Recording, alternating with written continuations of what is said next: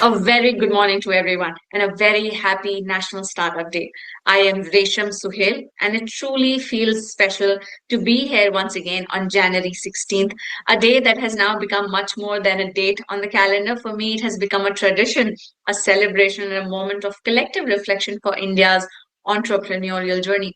Every year, I had the privilege of bringing together some of the sharpest minds from across the startup ecosystem founders, investors, policymakers and industry leaders to pause, take stock, and celebrate how far we have come. And today is no different, except that it is far more historic. Because today we are not just marking another startup day, we are celebrating a decade of Startup India. Over the last 10 years, India's startup story has been nothing short of remarkable.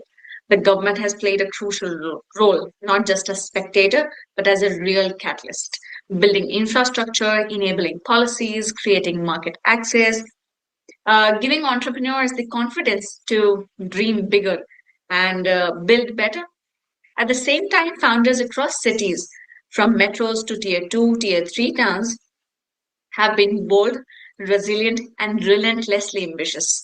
Yes, a couple of last few years have tested the ecosystem. We saw market corrections, funding recalibration, tougher capital conditions. But here is the important part. We are witnessing a strong and a very healthy rebound.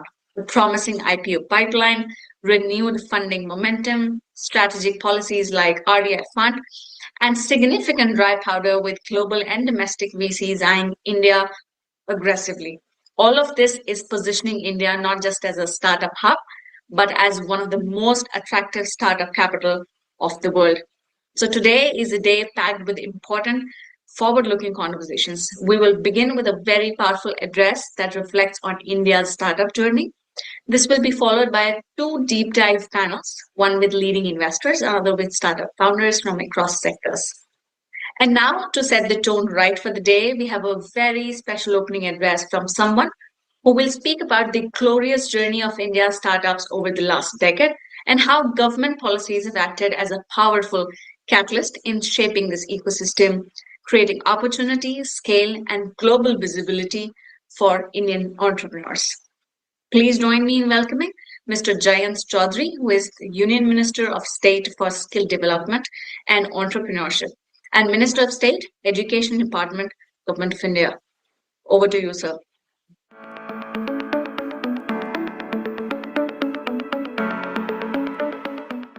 Namaskar, distinguished guests, industry leaders, and the vibrant community of innovators who gathered here today. It is a privilege for me to join you on this occasion of National Startup Day 2026. I thank Businessworld and BW Disrupt for organizing this event, for creating this opportunity for all of us to gather and celebrate a decade of a glorious rise of the Indian startup economy. Today, we aren't merely celebrating valuations or the numbers of unicorns that we have created. In a sense, we are celebrating the thought, the idea, and the audacity of a new India. Over the last 10 years, we've witnessed a paradigm shift where our young people who earlier were thinking about getting jobs, they were job seekers, they started thinking about becoming job creators, transforming our nation into one of the world's most dynamic hubs for innovation and enterprise. Undoubtedly, India has witnessed a transformation that few people could have imagined. In 2014, as you know, there were only 4 unicorns. That has now gone up to 120 plus unicorns. And what was once a small, relatively peripheral startup ecosystem has become very dynamic. And today it is the engines of not just Indian growth, but also becoming a leader in global innovation, entrepreneurship, and technology-led growth. Today, we also celebrate the story of confidence. Confidence is a sentiment that defines our young people today. If you look at our young founders, the stories of where they came from, how they took risks, how they learned from their mistakes, how they built faith and confidence among their investor community, among the people who backed them in the beginning, how they built a confidence in the global investor community about Indian enterprises' ability to build solutions, to think creatively, think out of the box, think about societal problems, and build solutions that scale. In the early 2010s, India's startup ecosystem was still finding its voice. Recognition was limited, capital was scarce, and this was seen as a very risky alternative to conventional career paths. That you have an idea and you're going to create your own way. You're going to create an enterprise. You're going to become an entrepreneur. I think now we've created a system, and with our experience over the last few years, where it has become really aspirational. It is celebrated. Our young startup venture founders are celebrated in society, and we are today the world's third largest startup ecosystem. We're home to more than 2 lakh registered startups and a total ecosystem valuation in hundreds of billions of dollars. This journey from the margins to the mainstream of global innovation has been nothing short of remarkable. Even in years of global slowdown, India has remained among the top destinations for startup investment. This reflects a long-term faith in our fundamental story, the size of our markets, the reform of our governance, the way that is taking shape and root, the depth of our talent, our capacity for consuming and producing technologies, our digital readiness. And of course, what is really important and what is remarkable and inspiring is that this is not a story of success limited to 3 or 4 major cities or urban centers. There's a geographic spread. 50% of India's startups are emerging from tier 2, tier 3 cities. This decentralization of innovation, I think it's one of the defining features of Indian startup story. The fact that opportunity is no longer limited to a few metropolitan hubs. Today, when I interact with students studying in an ITI, in a polytechnic, they are coming up with ideas. They have approached me with very innovative thoughts, and they've asked me about how they can create enterprise, how they can create value out of their idea, how can they create a product out of their idea. Do I think that their assessment of demand is robust? Can they hit the markets? Can they access funding?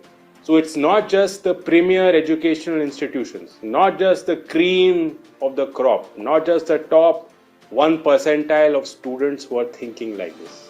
Clearly, this transformation did not happen by accident. It is not the result of the chaos that we think defines India. It is underpinned by a deliberate, sustained policy effort.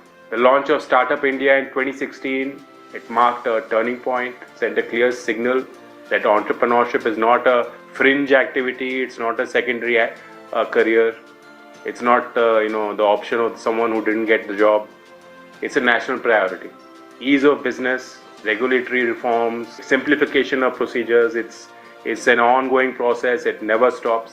And clearly from the top, at the level of the Prime Minister, every review meeting that I also undertake within the ministry, we are constantly looking at evolving, at increasing the pace of change, increasing the pace of decision making, being compliant with the best of industry standard, to no longer take decisions in cocoons, in closed, comfortable government offices, but look at the feedback loops, look at what industry is telling us, look at what investors demand. Tax exemptions have also played quite a role. As you know, angel tax was done away with. It's a sign that the government of India is got its ears to the ground.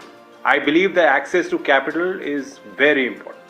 At the initial stage, you have an idea, you created the support where you started to think about how you can structure that idea, how you can hit the market, but you don't have the funding. That idea will never be born. It will never see the light of day. That value or the product or the service will never be created. So this is where the sansthagat prayas, the institutional mechanisms of creating funding avenues for those startup ideas has started taking shape and started showing green shoots of success. The establishment of the Fund of Funds for startups with a corpus of 10,000 crores, it helped catalyze domestic venture capital and reduce dependence on overseas capital alone. Today we have government-supported incubators, accelerators, innovation hubs across universities and research institutions. We have schemes like One Nation, One Subscription, which are giving access to thousands of scientific and academic journals from across the world, so that our universities become hubs for creativity, innovation, research. We want our industry to invest even more in our universities, create centers of excellence. Equally transformative was India's investment in open source digital platforms. The digital public infrastructure, platforms like Aadhaar, UPI, Skill India Digital Hub, GEM, ONDC, DigiLocker, not only have they reduced transaction costs, they've created open rails on which number of startups could come and innovate. At present, the Indian startup ecosystem is demonstrating resilience and maturity. On 14 January, I attended the Delhi government Startup Youth Festival. I thought their effort to, in a way, to celebrate the startups, to give younger people the opportunities from their school, from their higher ed, from their polytechnics, to think about how they pitch, how they create a deck, the typical elevator pitch, how they meet and interact with investors. That was a tremendous opportunity given to the young people in Delhi. And it was a very innovative idea, policy idea. I do believe other state governments should also create these kind of platforms and engage with the young people who are thinking about startups, thinking about new ideas. We need to seed concepts of entrepreneurship very, very young. We need to catch them young. We need to have these concepts embedded in our curriculum from schools to higher education. This is the whole of government approach, where we're all working coordinatedly, we're working with a mission, we're working to create a system that is going to help us harness the demographic dividend. It is going to help us to turn into a reality the dream that can India become a developed country. With these words, I thank everyone present. I do thank BW World again for creating this platform. Thank you. Till we meet again. Bye-bye.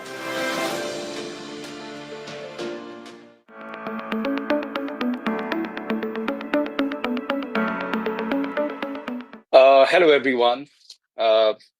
Pleasure to be addressing the audience.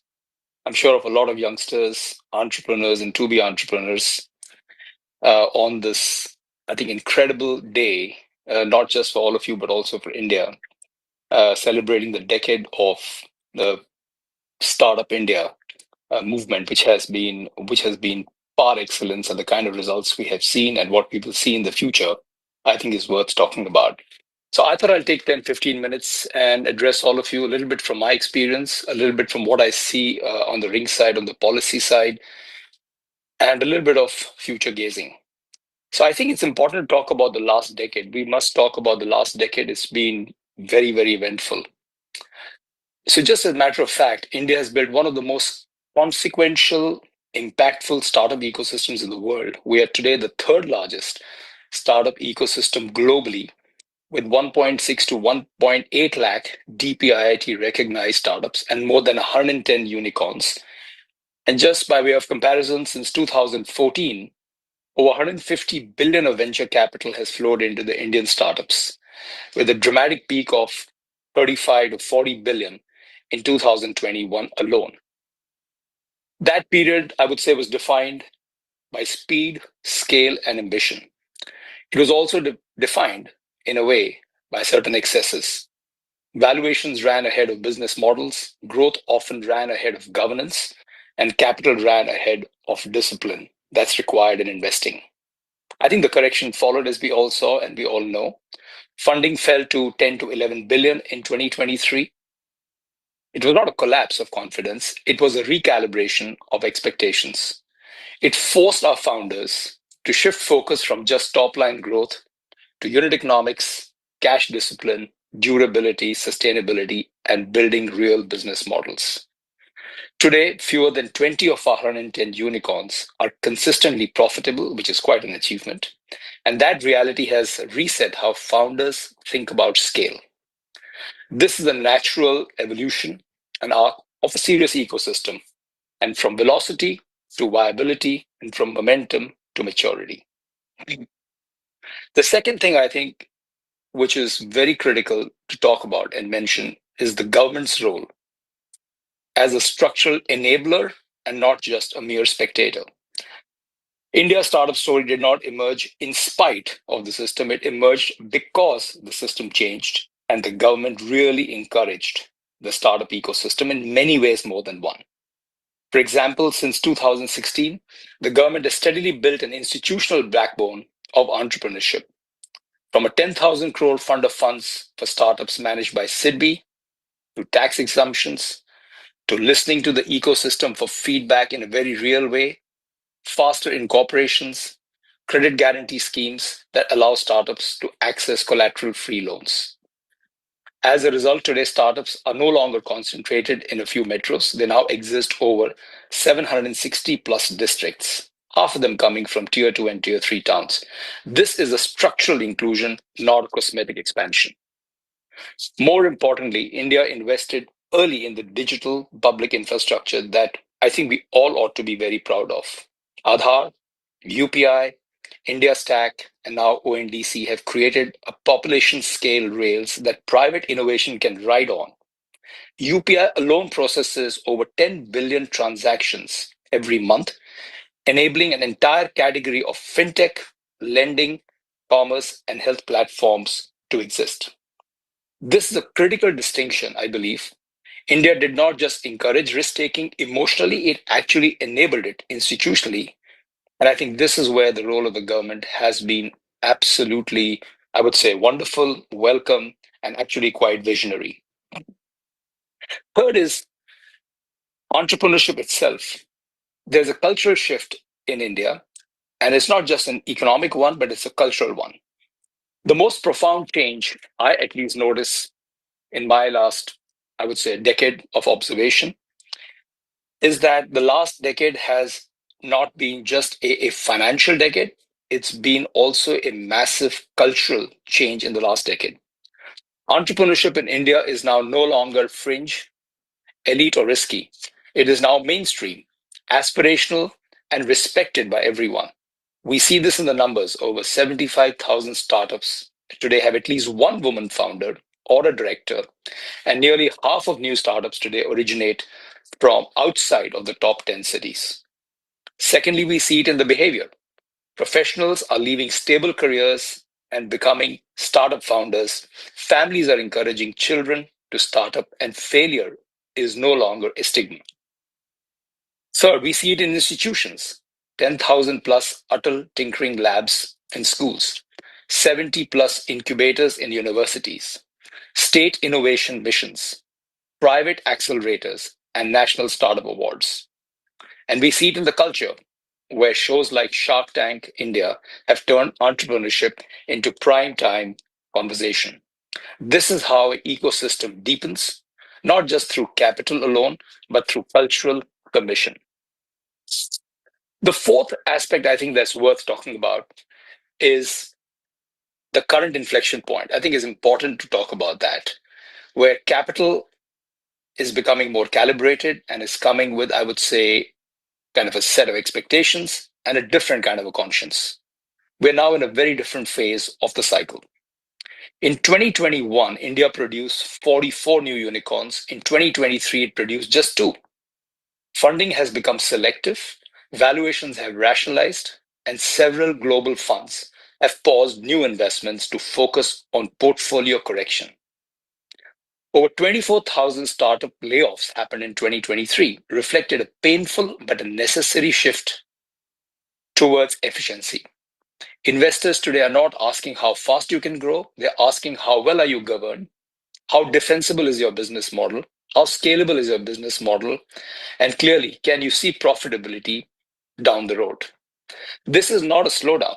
This is a quality filter and a very important stage as India builds a much more durable startup and entrepreneurial paradigm. Capital has not disappeared. It has become discerning, and that is exactly what a maturing ecosystem needs. And therefore, I would say this is not a funding winter. It's a credibility test and a reset. Fifth, a bit of future gazing. I think the next decade, from startup nation to an enterprise nation. I think this is important as to what we as India and Indians aspire to be. I think the next decade will be defined not by how many startup India creates, but by how many institutions and brands it builds. By 2030, India is expected to have over 2.3 to 2.5 lakh startups, potentially 250 to 300 unicorns, and up to 40 to 50 million jobs created directly and indirectly through the startup ecosystem. The founder profile itself is maturing. Today, 40% of unicorn founders have 10 to 15 years of work experience. Over half have come from prior leadership roles in Indian companies and MNCs. This is no longer a first job experiment economy. It's an experience-driven enterprise economy. Capital is also deepening.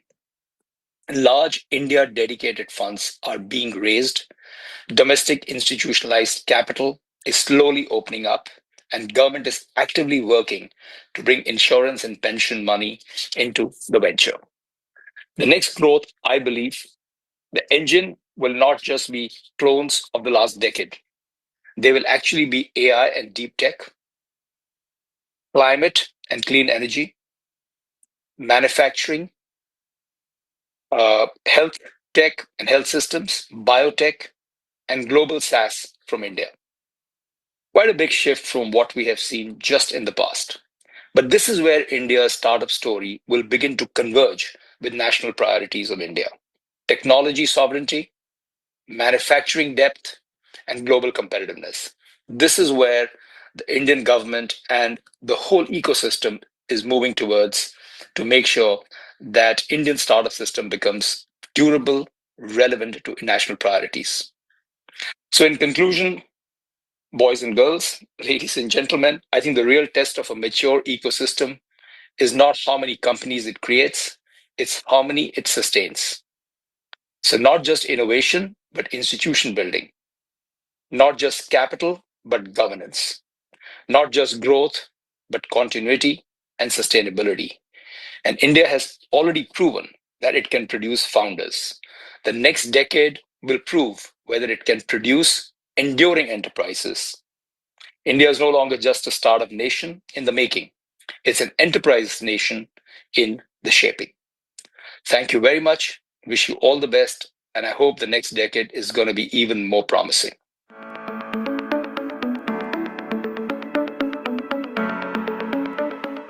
Thank you so much for joining in, everybody. I'm grateful and happy to see you on this panel. Before you, I was speaking with Mr. Sanjay Nair, and he shared, insights and his experience.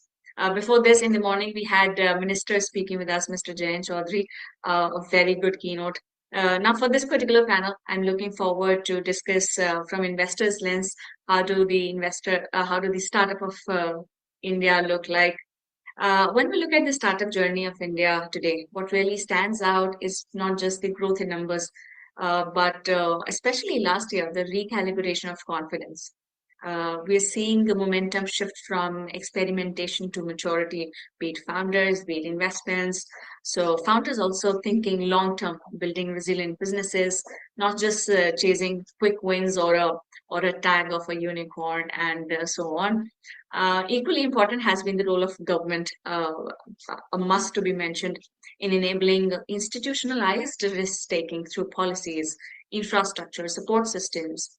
This is not just, I think, infrastructure, this is also a cultural change that we have seen in India across cities, not just the pure metros, top metros. We are witnessing a real cultural shift towards entrepreneurship across tier two, three, four, five cities as well.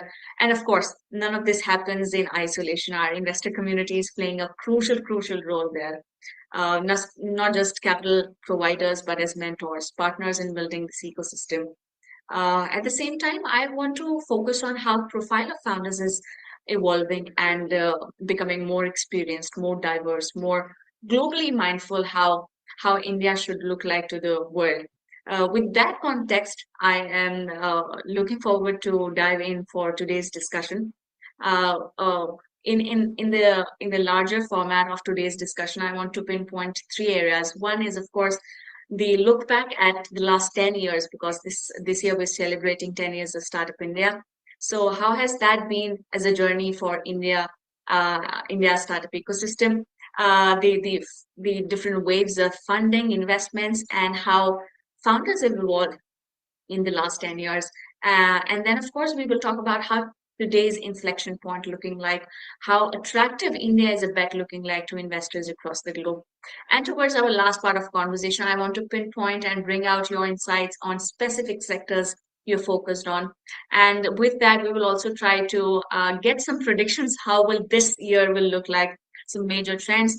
And from a broader lens, of course, what will the next 5 years look like when it comes to founders' profile, ecosystem building, what sectors will hold more space in the ecosystem, all of that.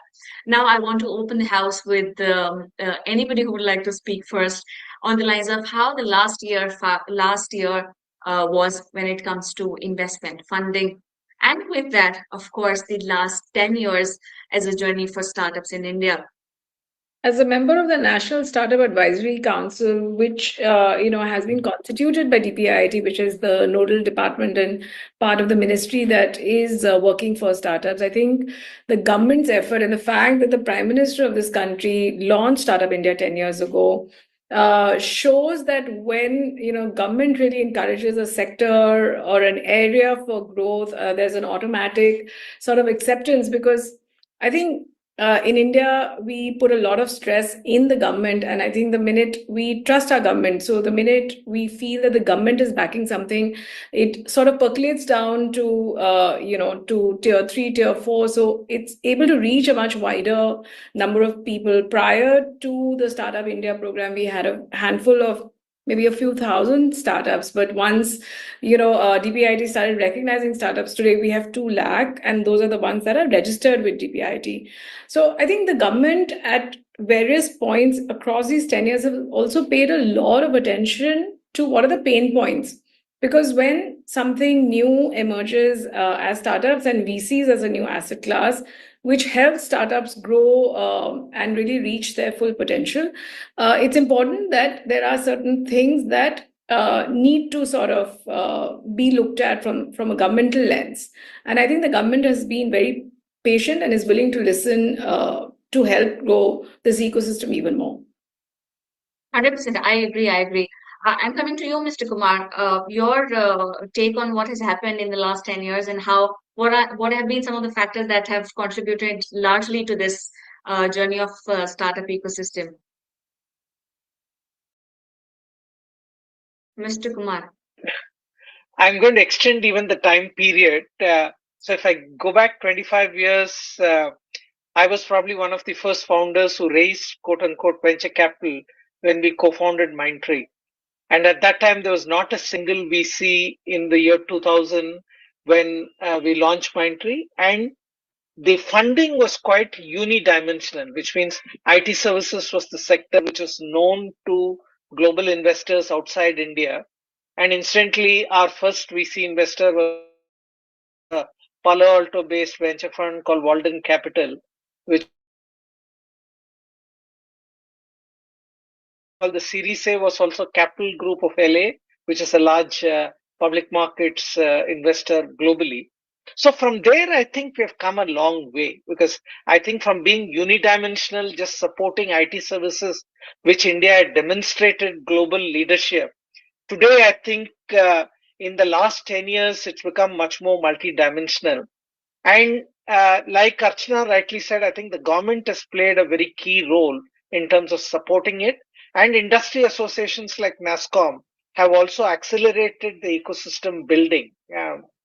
About 15 years back, when I was the chairperson of NASSCOM, we launched the Tech 10,000 startups, which at that time many people felt was very ambitious. Thinking in terms of 10,000 technology startups in India was almost like a dream which may not happen.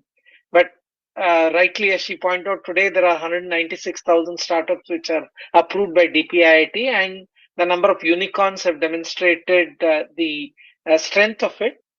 And beyond just software or SaaS, I think in the current ecosystem, we are starting to see really global plays which covers some of the new and emerging areas.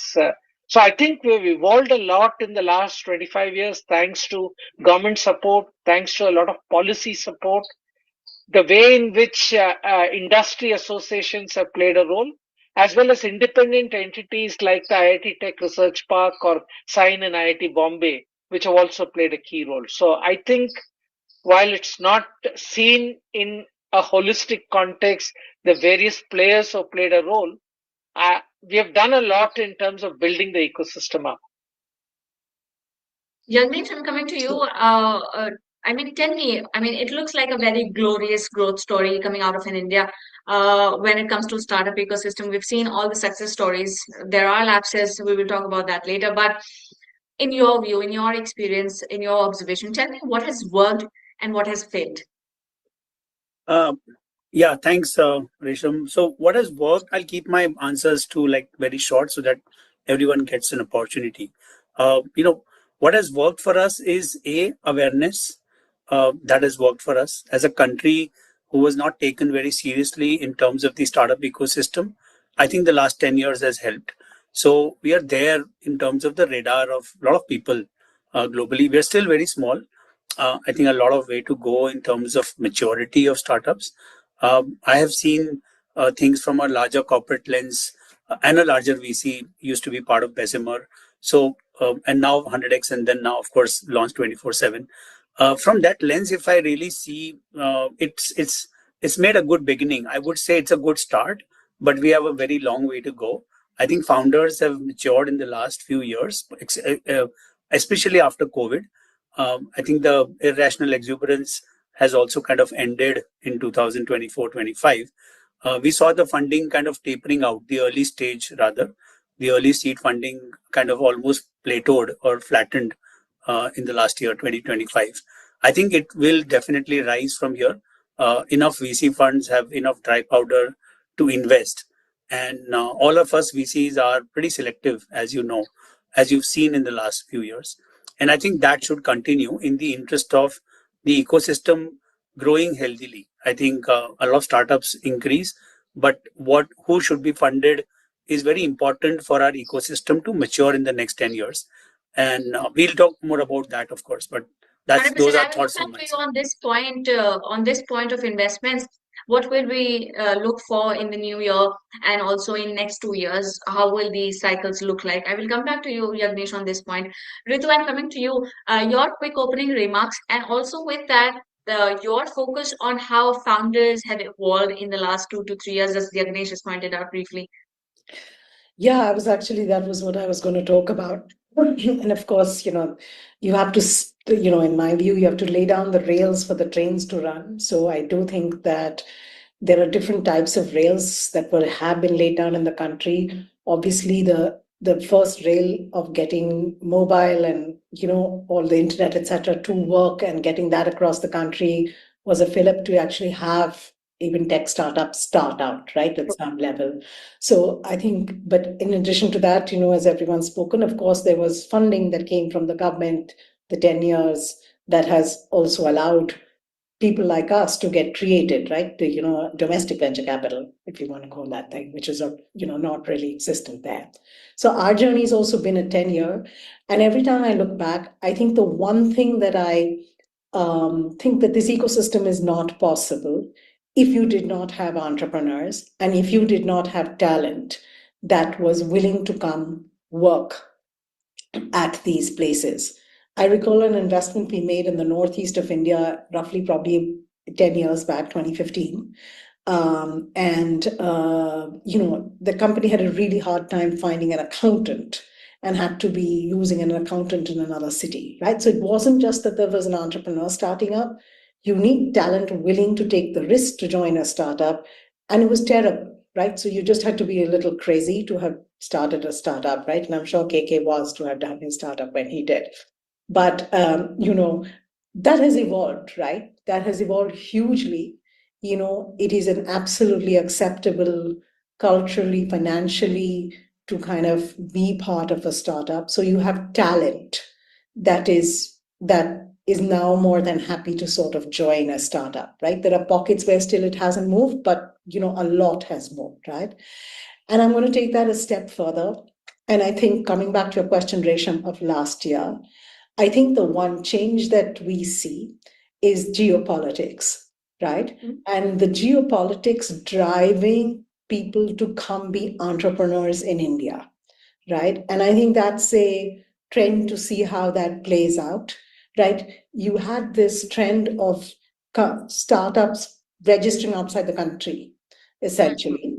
Funding is easier, thing, whatever, all of this stuff is easier. And all of a sudden, I'm not saying that that has gone away, but I'm just saying that there are people considering actually registering and setting up their companies in India, even though they are not necessarily wouldn't have done that. I guarantee you 2-3 years back, I would not have found founders who are leaving their homes, years of careers in different geographies and saying, I'm going to come and build out of India. And I think that's both a reflection of the opportunity. With that, I think I can say with full confidence that India is on the right growth path. I agree that there is a lot to do, and there are still opportunities to work. But so far, we are on the great growth path, and we look forward to more great stories. I'm coming to you quickly, Arjun, and for your quick comments and to address that there has been a lot of talks, discussions going on deep tech, given that that's your focus area. Talk to us on the lines of how this moment have taken shape and what is happening right now. Sure. No, I think a lot of great points covered. Couple of things I'd like to call out, possibly adding to what Ritu mentioned and of course KK mentioned earlier, right? In terms of ambition of the whole ecosystem has really stepped up over the last decade, right? I think if you could think of the biggest win in our ecosystem more than a decade ago was Flipkart, right? And talking about that being today and it was of course a close to $20 billion exit, that today possibly being about a $50 billion company, but we have another dozen companies that are maybe 5 billion, 10 billion, and more coming into the pipeline. It's not just unicorn of 1 billion, right? Of course, it should be backed with real revenues and growth and good economics, but ambition and of scale and longevity of building companies across the board, whether it is investors, whether it is the founders, and whether it is key employees and people joining these startups, is really thinking big and thinking massive, right? And that is a big shift over the last 10 years, right? I started my first company in 2009, had to bootstrap that. In 2010, raised venture capital. A decade after, OGs like KK did that, right? And there was some capital, but like you could list the number of funds in the country, in your two hands, right? Like 10 and you're done. You can meet everybody in the ecosystem. Today, hundreds of funds, lots of sources of capital. So risk appetite is just right. And like Ritu mentioned, it's not just, not taboo or less preferred. It is actually a preferred choice for the smartest and the best to go into startups and build startups. And that is a very, very big shift.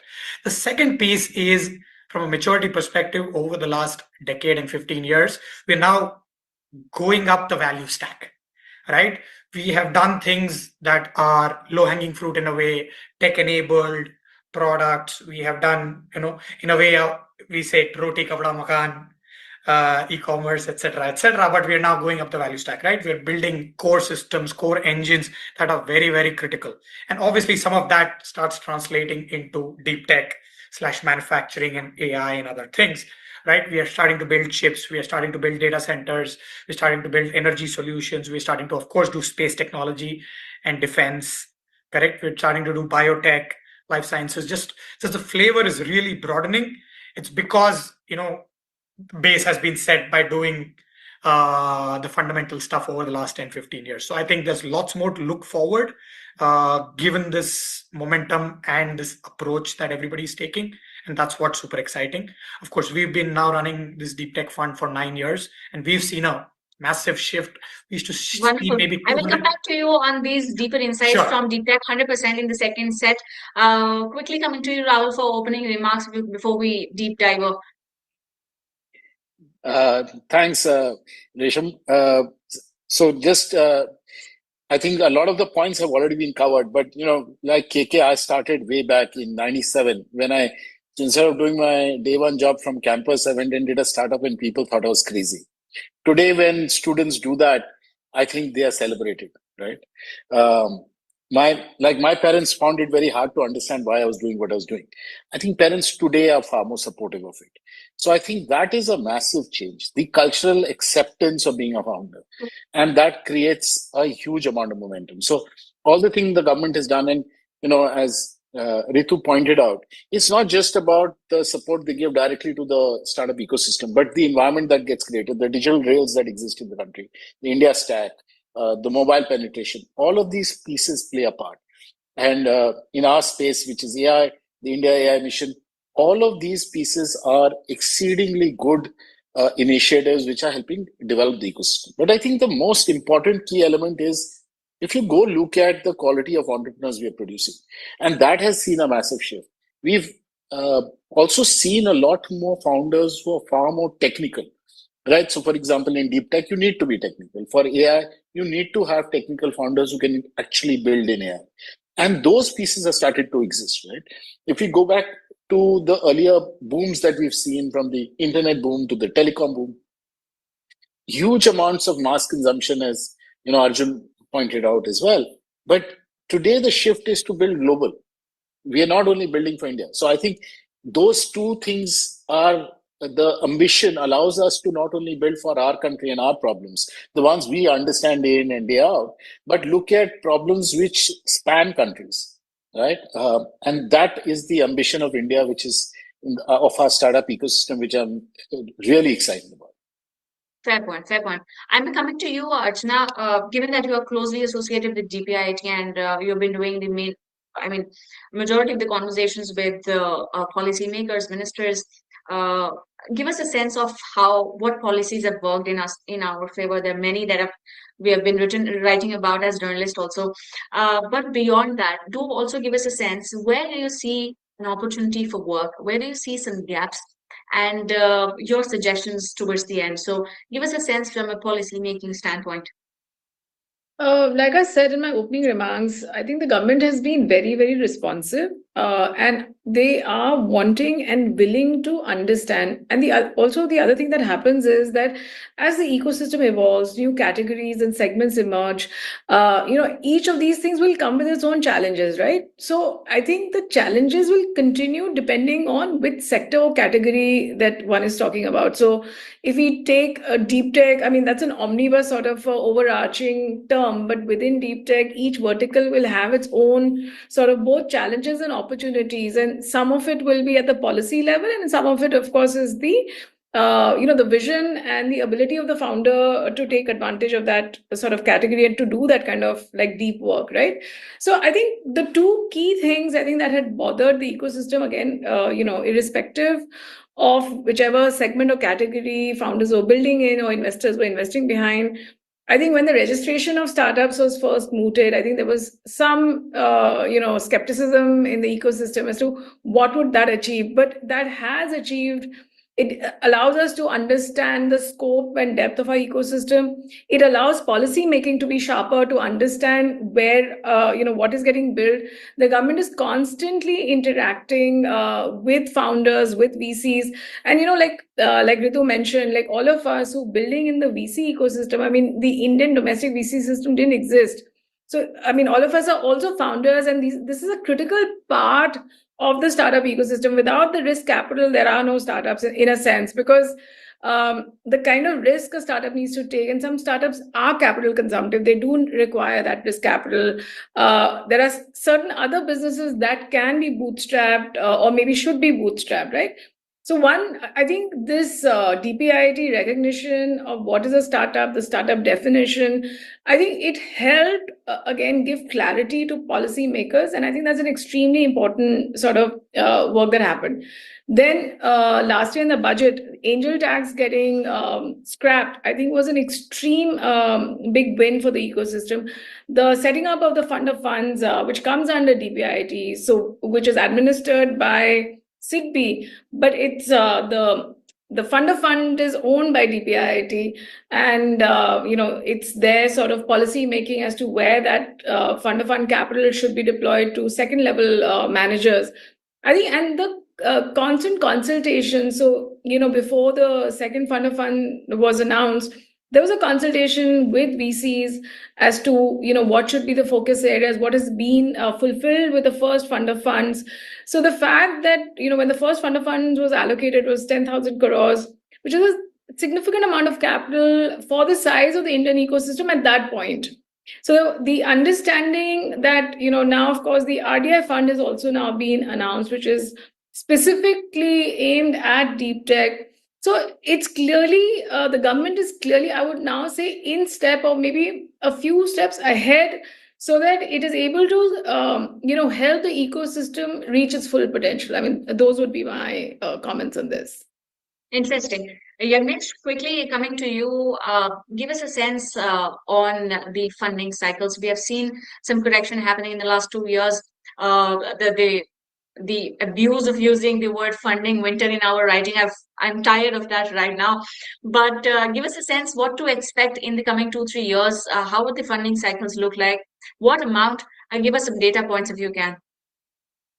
Yeah, thanks, Resham. So, I feel that I think stats aside, they do matter. But individually, when we as funds look at opportunities, we don't really, I mean, at least at 24/7, we don't really look at past trends and decide where to invest or what's the current trend.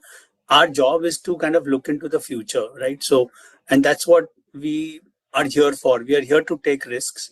We are here to invest in founders who will become significant in 3 to 5 to 7 to 8 years. So I think that is very important. So what is probably emerging, if you can see signs, that will be great. So I think the question shouldn't be what are the interesting trends of 26. I think the question should be what is interesting in the next 10 years. So I think each one of us is here to invest for 10 years.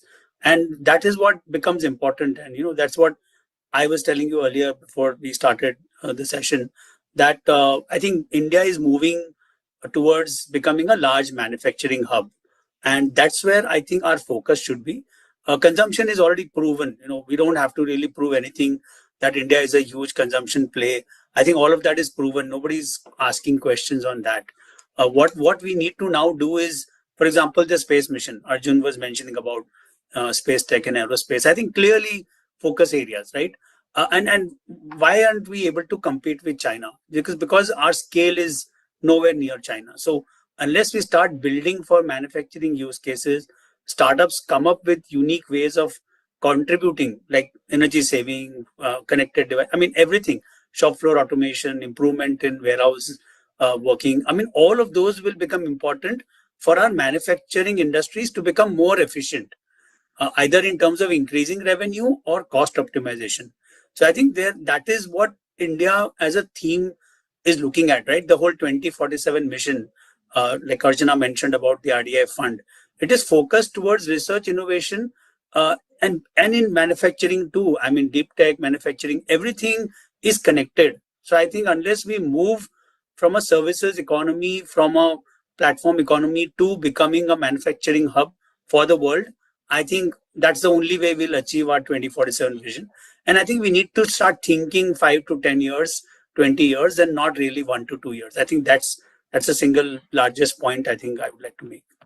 I think this is a change in conversation. Before it's been 3-4 years now that I've been speaking to investors and founders, and this used to be considered as a very, very long period. So everybody was used to define or give us sense in a shorter period of time. But I'm happy to see this change, a long-term view. Quickly bringing in Mr. Kumar before I bring in Ritu. Ritu, I would bring you in after Mr. Kumar's insights on the similar aspect, funding cycles. What kind of an investment we're looking at? Also from a data standpoint, and also what stages will attract capital in what amount.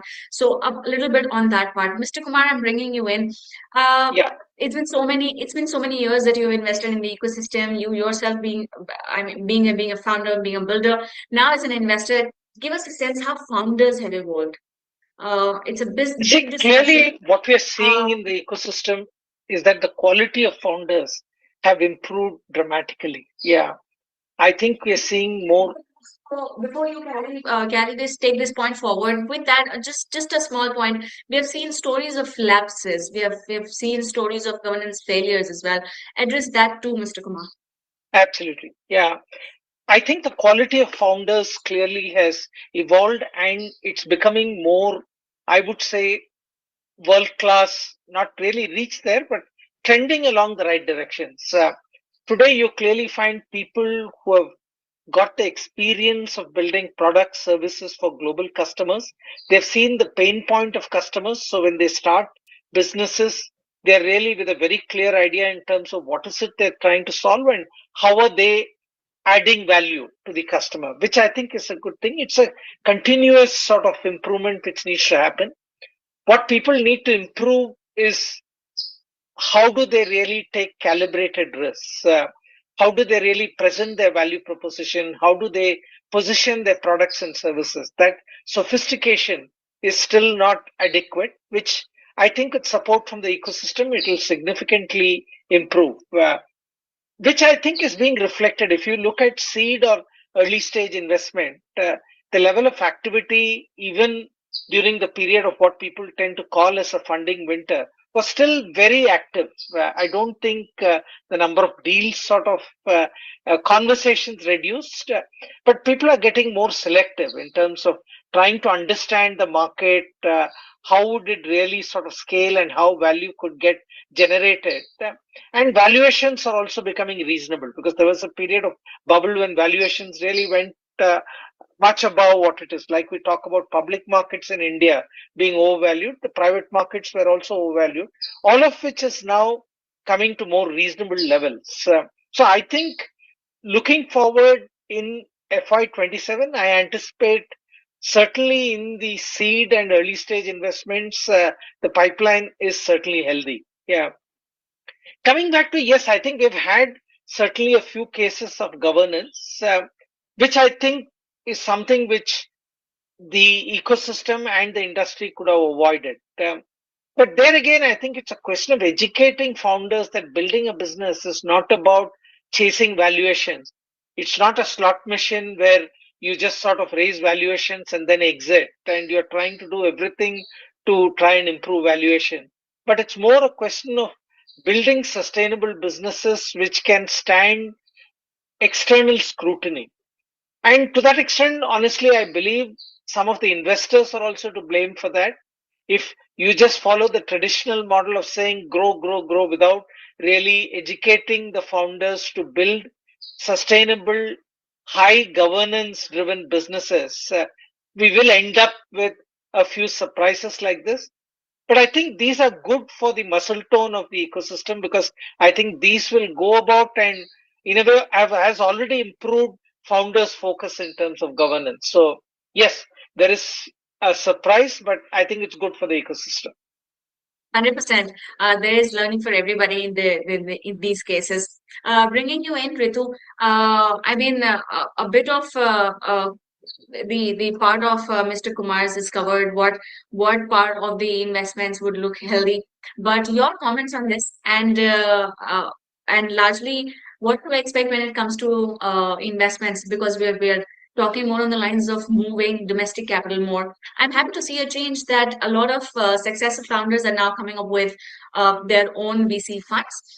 They're driving their VC funds. Second-time entrepreneurs are becoming investors, angel investors. That's a healthy shift in India as ecosystem. Talk to us on those lines, Ritu. Yeah, so I think I think the money in the ecosystem has remained.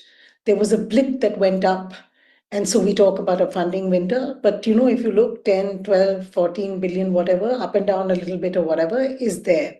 So the core activity, and to me that's reflective of the opportunity, the core opportunity. I think the blip was an external factor for money needed somewhere to go.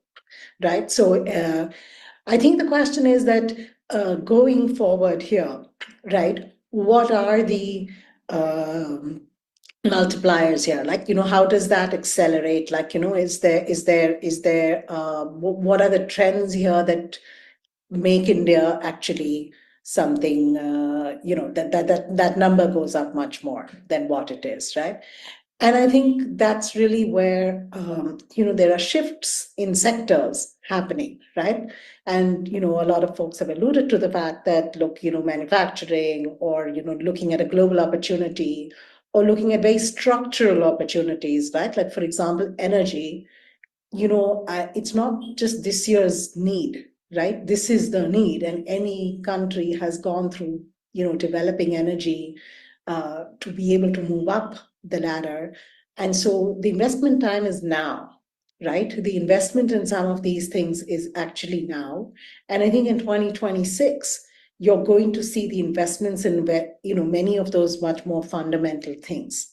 And as I said earlier, I do think that we are also sitting in 2026 in a geopolitical situation that gives India an edge and an opportunity to not just be looking at its domestic market, but looking at it being as a world-class tech player, right? There've been, I'd call it like a drip irrigation of some of this stuff over years, and where entrepreneurs, in spite of everything, have said, hey, I'm building out of India and I am, building for the globe. I think that's no longer, left to the fringes. I think that is much, much more mainstream today, right? And so I think that's the opportunity. There is the opportunity of the government unlocking money, especially in any country. Defense has been a very critical player to be unlocking venture capital or startups and, new technologies and unlocking, there's some very interesting conversations that I've been part of how government unlocks some of that, and makes startups participate in defense procurement, right? So again, that fundamentally again opens up markets, traditionally markets that have actually helped technology development to kind of accelerate, right? So I'm very optimistic of the upcoming year that all of these different factors, right, will actually contribute to a set of actually very game-changing startups, right? But all of us as investors have to look at this with a longer-term horizon, right? These things don't turn, atoms hitting bits take longer than just the bits by themselves. So we will have to have a longer horizon on how this actually. Wonderfully put, Ritu. Quickly bringing Rahul in, taking a cue from what Ritu said on technology, because AI is a big talk right now in the town. We can't let our conversation complete without discussing AI. Now, tell me, in your observation, what factors have actually helped take AI a hardcore shape? A lot of investors are excited, a lot of builders are excited right now for AI. But there are some stories of fringe, herd following. I'm not too sure, but a happy joke about AI. So that's another story of it. But talk to us on those factors, those contributing good factors of how India's AI story is coming out. Sure. So I think AI has been developing. I mean, I've been investing in AI for the last 7, 8 years. It's not something which has happened overnight. Of course, ChatGPT provided a huge momentum to the ecosystem. And today, tons of investors, VCs, are looking at investing into AI startups. I think the understanding of technology-based startups like AI, if you go look at earlier generation of VCs, may not have been there. Appreciation may not have been as much. But today's generation of VCs, including many on the panel today, are being able to appreciate that. So capital flows are moving towards AI. Though our capital flows in India remain below $1 billion towards AI, which is less than 1% of global flows, right? I mean, so in 2024, it was $100 billion in AI. Globally, 2025 should be at least 50% more, closer to 150 billion. We don't have the final figures yet.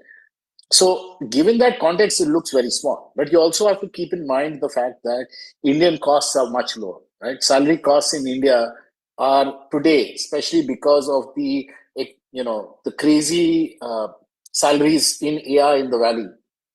We're talking million plus salaries to a lot of people. Even starting up salaries are $500,000 plus when you include stock options. So we are nowhere near that. We are looking at 10x, 15x difference to that in India. So our 700-800 million goes 10x further, then then the figures stop looking as different from what's happening globally.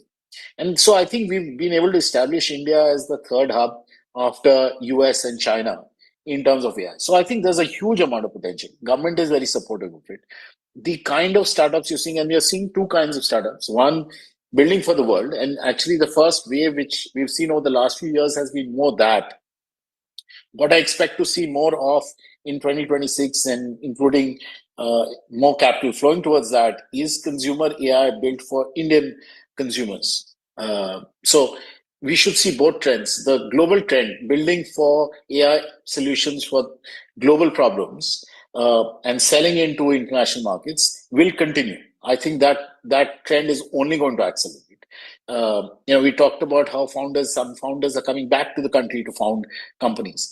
Continues apace. I mean, they're leaving top, all the big, the Mag 7 people are leaving Mag 7 and coming back to India to do AI startups. So I think the quality of talent, the amount of capital available, the government support, all of this combined should see a huge jump in the ecosystem in AI investments. Wonderful, Rahul, on that point. I'm quickly bringing in Archana. I'm really tempted to talk about IPO story of India right now. We are seeing a lot of startups going crazy about IPO, and I'm happy to share this joy with all of you, because we are seeing great growth stories coming out with IPO. But there are also not so successful IPOs that have taken place in India. Archana, on your observation, what is your point of view on IPO story? Is it a bubble? How confident are you on the IPO trend right now in India? How far do you think it'll stay strong? I think, India is a very, very large country. We've got a fast growing economy. So actually, very few things are a bubble. And, I think we should be appreciative. And what happens is that sometimes a trend starts, and of course, people then want to be part of the trend. And there's nothing wrong. It happens globally. I think, like, if you talk about generative AI and what is happening with it in Silicon Valley, is it a bubble or will it go bust? Maybe, maybe not. See, what happens is that when there is a certain maturity or there's a new category, there will be a rush of capital interest, people wanting to, sort of book profits, be able to be part of that windfall, right? So I think we should be careful about, terming things a bubble or too soon. And I think we're a large country.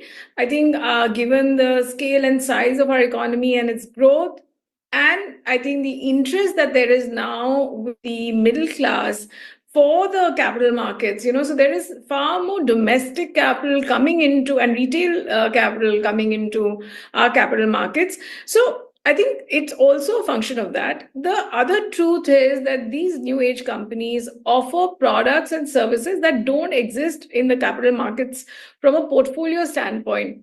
So that there is an interest in these companies is a good thing. Some, IPOs do well and some don't. And again, that's a function of many things.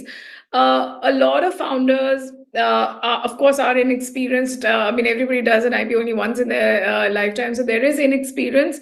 Sometimes there is an I think, enthusiasm of valuing yourself, but that doesn't mean that there is fundamentally something wrong with a company.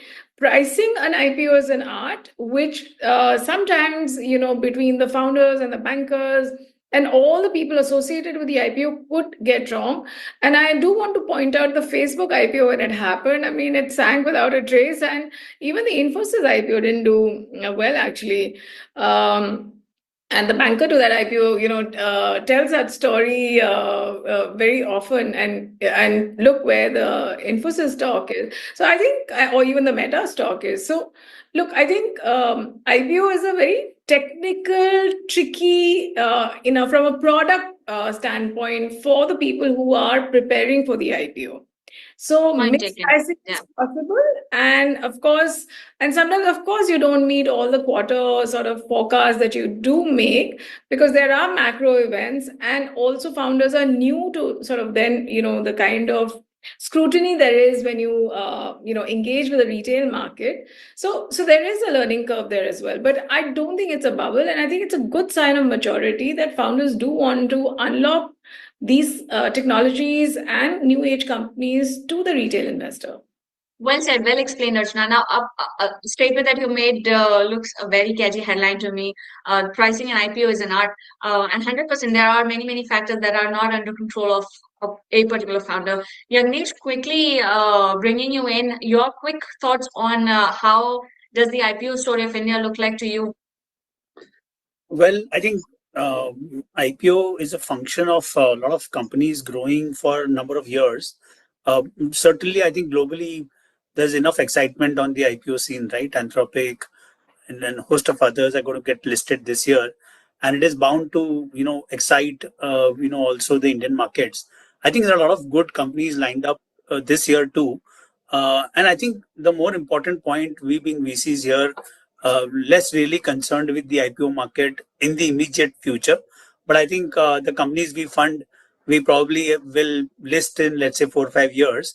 So I think the whole pipeline that we've seen on funding, it's a sequence, right? The more companies you fund at the seed stage, Series A, B, go on to list. So I think what India needs is more of funding at the seed stage, so that we create a very healthy foundation pipeline, the funnel, which kind of gives you like a host of unicorns probably every year after 5 years. I think that's what we are all focused on. The listed markets will do its own thing. I think we at 24/7 VC are nearly not really thinking about that. It's all a function of all of the funds put together from the Very VC well explained. ecosystem Yeah. that will bring in the new age companies. You've already seen so many new age companies getting listed this year, right? 25, the year that went by, also 24. So I think that is happening. It's signaling a very fundamental shift in funded startups to get listed.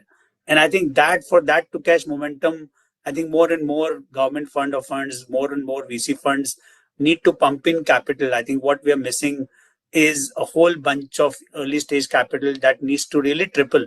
Like a $2 billion in early stage is practically nothing. In the overall scenario of capital markets, I think it's a drop in the ocean. Unless we keep adding more, I don't think we are looking at a new age technology companies getting listed with that speed.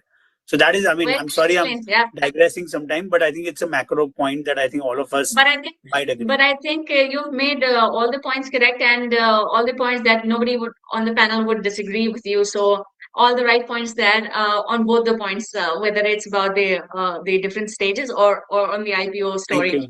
Thanks. With last 5 minutes, I will stretch 1 minute only. I will give 1 minute each to kindly conclude with one large specific output or outlook or a trend that I can take away, or the listeners on the show can take away with that. When we look at 2026, or let's say 2 to 3 years more, what is that one big trend that you are looking for? And from a larger standpoint, India's startup ecosystem can look out for one specific thing that I can make list of 6. I'm quickly coming to you, Mr. Kumar. I'm going to take the privilege of doing 2 since I've gone on first. One is clearly, I think corporates in India need to start creating a domestic capital ecosystem and put in money into venture funds and so on, because that's a very key requirement today. Government has done what it could do, but I think corporates need to do that. And extending that, unlike US, where corporates consciously acquire smaller companies for technology and customers, practically there are companies which have thousands of crores on their balance sheet. They are managing it more as a treasury income without spending a few hundred crores to acquire talent and technology, which will again really make ecosystem more strong. Those are my 2 asks. Wonderful, wonderful. Arjun, quickly to you. Yeah, I'm going to zone in, of course, in our area of interest, which is deep tech, and specifically within deep tech, one call out defense as a sector, and which includes therefore manufacturing, precision manufacturing, etc., but for defense components and full-fledged systems. We're in a unique time in, geopolitically, and we need to be more self-reliant and self-sufficient and sovereign on so many things. This is the right time to do that. So there is a real opportunity for all of us as investors and for entrepreneurs to really build, for Indian defense ecosystem. The part two, I will say, to add on to the same sector is now over the last few years, although still early, we have seen some top of the funnel in terms of deal flow and seed funding or pre-series A, maybe up to series A. It is time for deep tech also to get, with the assistance of the government capital, which is RDI fund, etc., to get that growth capital, early to late growth capital, so that these companies can get to that trajectory that we have seen in other categories in the past.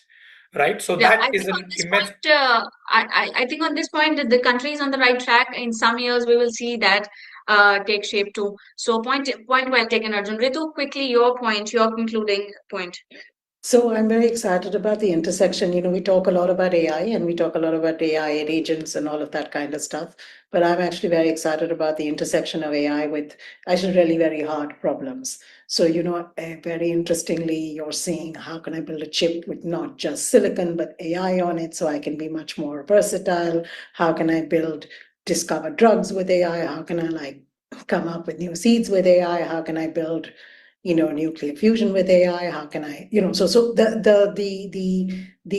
capabilities of the AI to actually play a role to accelerate what are more fundamental technologies. I think that's it's been a That trend, really, a growing trend. that really sounded like a showcase of next chapter of how would startups of India look like. Thank you so much on that point. Archana, your point. So I've made this point a lot, and I do agree with Krishna Kumar and of course with Arjun as well. I think we need to build our own SoftBank. We need to build our own Tiger Global. We do not have growth capital. In fact, I would say we are undercapitalized even from an early stage perspective. I mean, there are lots of very, very small early stage funds, but given the ambition of our founders, given the opportunity that we have both as a market as well as a talent pool, I think we can build very, very large companies very quickly if there was adequate amount of risk capital available. Interesting. Rahul? Yeah, so, in 2025, you saw a huge amount of excitement around AI and, models, innovation. So we were talking about more intelligence, but I think 2026, what we should see is AI actually solving problems, AI being more useful. So whether it is for businesses, whether it's for consumers, whether it's for science, like from discovering medicines to new materials, AI becoming really useful is the key trend for 26 for me. And finally, Yagnesh. Yeah, well, just to kind of double down on everyone, but just providing a slightly deeper nuances, of course, industrial AI enabled platforms, I think smart manufacturing and mass customization. I think those are the two themes that I think will gain prominence in 2026. Digital twins, cobots in manufacturing lines, preventive maintenance, and real-time energy optimization in industrial plants. I think those are the focus areas, and everywhere I think AI is super encompassing. So I think you can't undermine AI in any of these processes. But I think a lot of that is something that I think will get started funding, and not just 26, but also beyond. Very well said. On this note, we've now come to an end of this discussion. In the last 10 years, I mean, with all of your insights, I can confidently say that we have covered a very, very huge portion of what we have the big ambition of in India. But I'm pretty excited about what next 10 years hold for us when it comes to startups of India. And on this point, I really, really would like to thank each one of you to make time for this and for your insights on each point. Thank you so much, Arjun, Rahul, Archana, Ritu, Krishna Kumarji, and Yagnesh. Thank you so much. And I look forward to many more such discussions with all of you. Thank you. Thank you. Thank you, Resham. Thank you.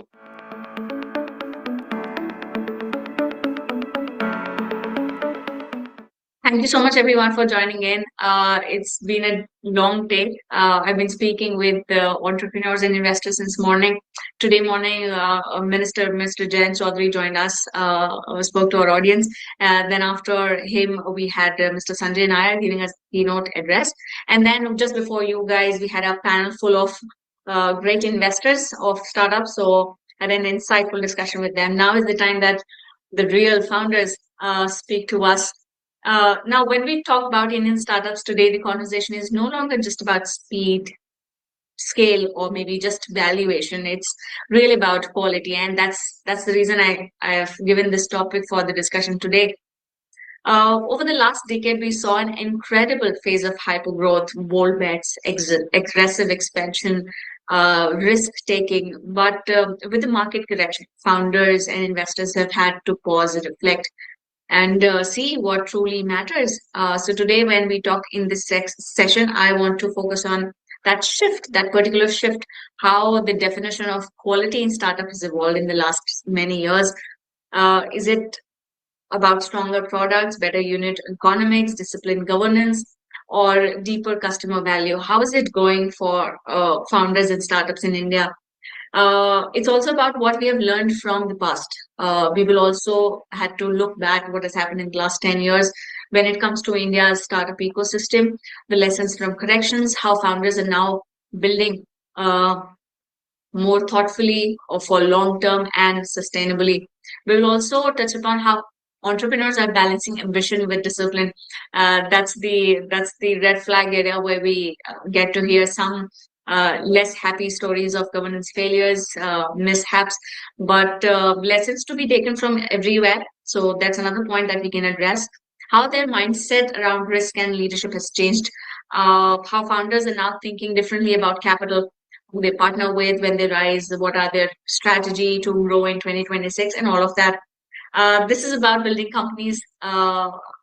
This is the moment, this is the inflection point in India where we see founders coming not just from metros but across cities with innovation of next level. And we look forward to next decade of innovation and that same ambition coming out of India. With that context, let's dive into our conversation today. To open with, I really, really want to start with looking back at what has happened. Today, Startup India is completing 10 years now. So in the last 10 years, from a larger point of view, talk to us, what, in your observation, what factors truly helped startup founders to build startups in India? Many, many years ago, that a lot of students get hate from the society, parents. What is the startup? Is it a thing? So that cultural shift has taken place many years ago, but that still stands as a point. So give us a recap of what has happened in the last 10 years. I'm quickly coming to you, Ajit, and then we'll bring other panelists too. Okay, you want to start with me? All right. So I started in 2011, to be precise, right? And that was the era when Flipkart was just starting to go up, and most of the known startups that you know, Zomatos of the world, everybody started going up. So I come from that particular era, and yeah, you're absolutely right. There was no, I mean, before that, there was not even this word called startup. I mean, we didn't know. Even in the engineering colleges and all that, you don't know the word called startup. You just go get a good job, try to get the highest paying salary, and in most of the things in the Economic Times or whatever, whichever newspaper out there, the best thing is about what's the fat paycheck that you get from colleges. But now, so this past 10 years, that has radically shifted. I just recently went for my silver jubilee anniversary of my college. And the questions that students ask about is to how to start up, what to do about it. It is not about getting another cushy job out there, but it's rather about what did I do to go about with starting up and so on and so forth. So I would say that there's a radical shift in mindset. Starting up is the cool thing. Starting up is the highest paying job that you can possibly get, is what they think. Um, but I also but the fundamentals have not changed. It's the most toughest job that you can take up. The chances of failure is still 99%. You have only 1% chance to actually succeed. But that said, the number of people who are trying to get to that 1% has significantly gone up. It is the more cooler thing to do. So I would say that shift is very good, and that shift is good for India. The more people who are trying to be in that 1%, then that 1% is going to grow. Ultimately, it's not going to be 1% at all, is what I think. So yeah, that's the shift that has happened. Interesting. I am bringing in Prasanna. Now, tell me, because you've opened the year with big happy news, big fat funding. We have seen in the last 2 years that there was a dip in funding, and many founders struggled.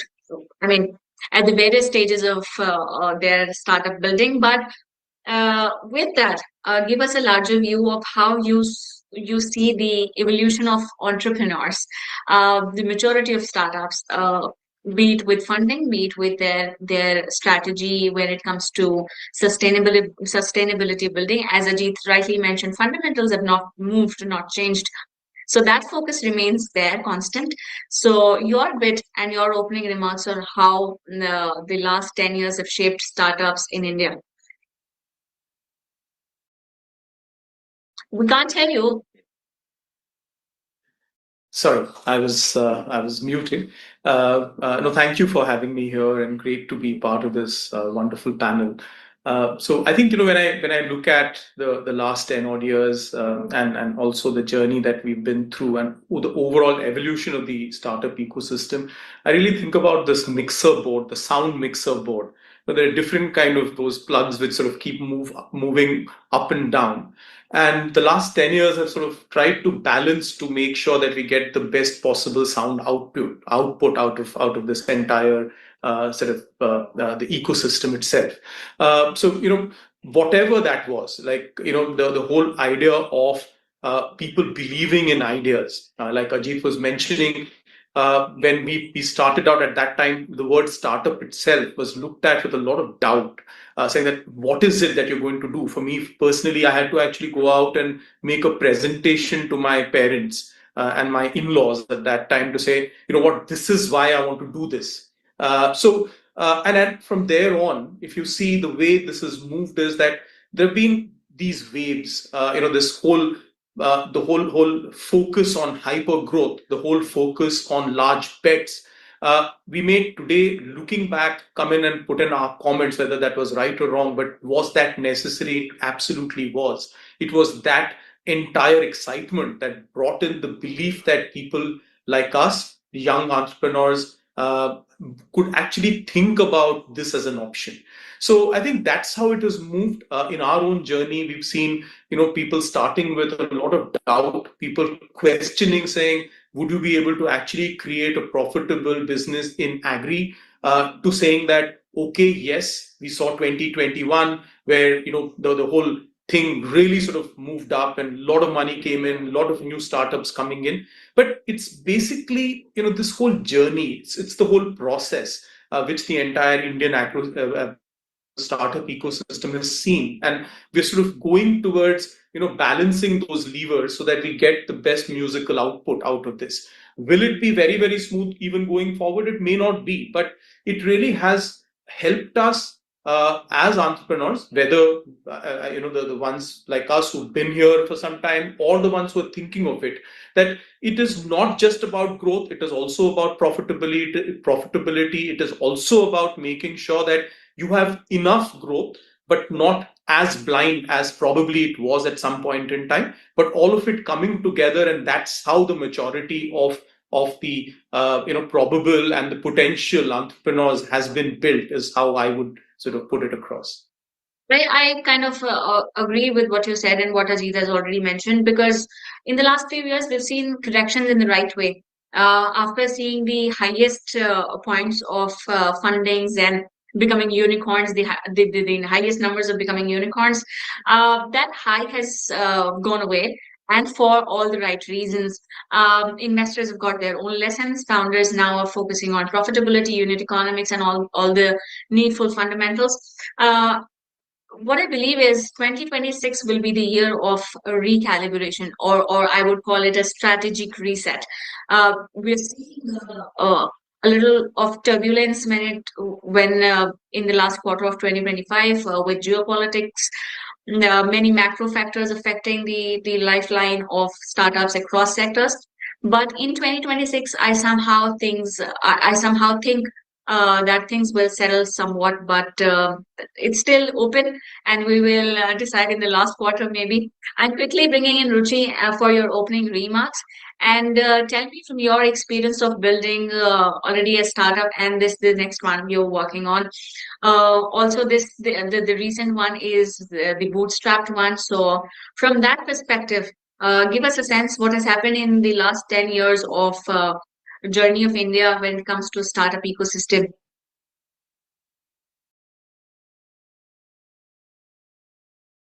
Can't hear you, Ruchi. Can't hear you.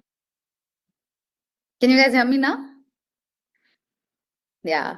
So, Reshma, I think last 10 years and now where we stand in terms of where the startup ecosystem, I think a lot has changed, and a lot has changed in a very, very positive, in a very, very high, large scale direction. So I actually have been part of the startup ecosystem as early as 2012. I was with Matrix Partners, where we were investing in startups back then when it wasn't the cool thing to do. So, I've seen it very close, up and personal, and very early on, as and to see these young kids from IIT come with a dream of starting up and wanting to build something big. I mean, it used to be very heartening, but I also used to wonder really how do they get that courage, what happens, what do they go through, what's the psychology. And now from there to now, it's 2026, so it's more than 10 years. And I meet again like young founders, and it's very heartening. It's not just about starting up, it's also about doing something of their own. And I think that is a big shift. The ability to the appetite to take risk has changed drastically. It's not just about building something for the world. It's about building something for themselves, and I see that change. It's very heartening. The second big thing that I see, and the second and that really really makes me very happy about the way the startup ecosystem has evolved. And because Physics Wala, I mean, Gopal is here from Physics Wala, people are solving for India beyond tier 1. So when it comes to education, when it comes to health, when it comes to financial inclusion, there is so much that can happen. And there is so much focus there, and there is so much to tap there. And to me, I think that is the biggest change, to be honest. I think I see that happening now, and everyone kind of thinking about what is it beyond Delhi, Mumbai, Bangalore, Chennai, and Hyderabad. So I think that is huge. So that's another big change. Like I said, I think the startup ecosystem since in last 10 years has stabilized fair bit, I would say, both from the type of problems that the founders are trying to solve to the entire capital access ecosystem. I think it has matured fair bit, and I think that's a great thing. I think we are trying to solve. Everyone's also looking at governance very seriously. So I think you will see that as being a very, very high focal point. I think profitability being, basic metrics like CM2 positive, being CM2 positive is going to be something that is going to play a huge role in the way the startups are going to build in the next decade or so. So I think, you see a lot of maturity sinking into the system. The way we are looking at markets now is very different. The problem that we are solving is very different, So I think we're in a great phase, Very well, very well said, Ruchi. And before I bring Gopal, I think you to consumption, be it education, be it consumption, be it technology. The consumption story of India is looking very, very strong. But on the other side, the building story of India looks very strong. It's just not the cultural discussion of how to build or startups or a hype that we're talking about, but it's actually happening not just in metros but across. So democratization of risk appetite, institutionalization of building startups across India is such a good story coming out of India. Bringing Gopal in quickly for opening remarks, and tell us from your lens, how do you look at 10 years of Startup India, and how has it helped you as an entrepreneur? Yeah. So I believe so. Thanks, Rasham, for inviting me here. And I'll tell you my story because I was on the other side of the table. The three people we have, they were building their own startup while I was a college graduate in 2012. So I joined companies there. So starting from that point, being a college graduate, getting into a job, then getting into a startup ecosystem, working for startup like Ola and Music Mind. So then building own startup, and right now at PW, we are trying to build our own college and our own startup incubator. So I can completely correlate the feeling of a founder, the feeling of college graduates, how they used to feel 10 years, 12 years back to now. All right. Back then in my times, we had a batch of around 400, 450 students, and two or three people out of the entire college were doing some startup. And we used to look at them like they are from some other world, right? And now when I look at it, even in my college itself, IUI, which we are running here at PW, 50 to 60% students in first semester when they join, the first question when they meet me ask is, sir, I want to do something on my own. How to do? Tell me about it. How can I manage my studies and my startup together? That's the question they are asking in first semester, right? So that thought process itself has evolved. Earlier, of course, doing a startup used to be a very bigger stigma, convincing parents, right? Earning some salary is more important, paying your loans and all this stuff. Now that has broken. Thanks to all the, Flipkarts and Ola and Furlenco and all the first generation startups which built this entire ecosystem. All right. I'll give you a very, very beautiful story. So when we started Ola back in 2010-11, we used to train drivers on mobile app itself, how to use Ola app. That was a bigger problem for us, right? But now the beauty that things have changed. Now customers are very tech savvy in that case, right? So the initial startups which built the 2010 2015, that kind of a time, they were kind of building the base foundation of the future growth. So now customers are more tech savvy, founders are more understanding, founder understand the problem, they understand the customer better, they are now quality focused. And of course after 20 COVID thing which happened, right, now they are anyways more financially aware. They know how to build their sustainable business. They are not just behind funding, running for marketing ads and done. So things have changed, and we are getting a lot of supports from startup ecosystems, from the founders. Now they are investing capitals into these budding entrepreneurs, and things are changing. So it's a very beautiful sign we see. Still, to tell you the reality, a decent fraction of the total founders still focus on the service, solving the service problems for the, because of course we have a huge population here at India.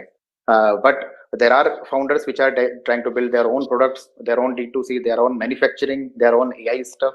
So things are changing, and I think like in next 2, 3, 4, 5 years, it is going to change even for better. Wonderful, wonderful. Thank you, Gopal. Prasanna, now quickly your opening remarks. But with that, I want to break that glorious glorious picture of India's startup ecosystem story. We certainly have some gaps. We certainly see some opportunities for work, be it from a policy standpoint or the consumption standpoint. What can be those gaps in your observation? And with that, do give us your insights on how founders are now recalibrating their focus areas. We can also talk about IPO stories going strong. We can also talk about how founders are choosing to stay bootstrapped in the earlier stages to work on their fundamentals in a very focused manner. So there is a chain of changes that I see when it comes to entrepreneurs building cross sectors. Your bit on how you observe founders evolving and maturing. Is that for me, Resham? That's correct. Perfect. No, one to touch upon, as being in a sector as, in agriculture, which has these overtones with respect to regulation, with respect to interventions from the government and other policymakers.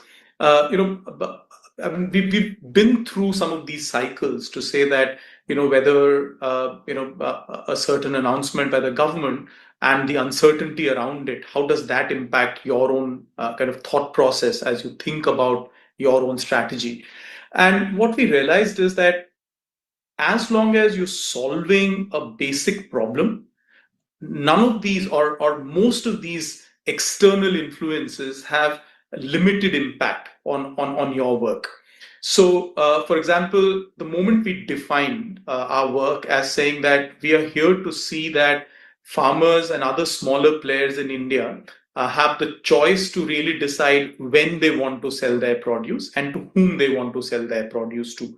It was a very, very basic problem that we observed in the ecosystem.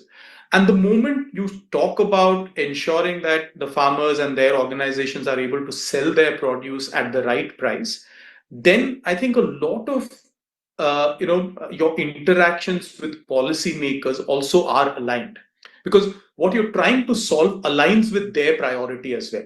So in our case, I think it has been this symbiotic kind of an association which has helped us tide over aspects like demonetization, which had a great impact on how the agri lending ecosystem really worked.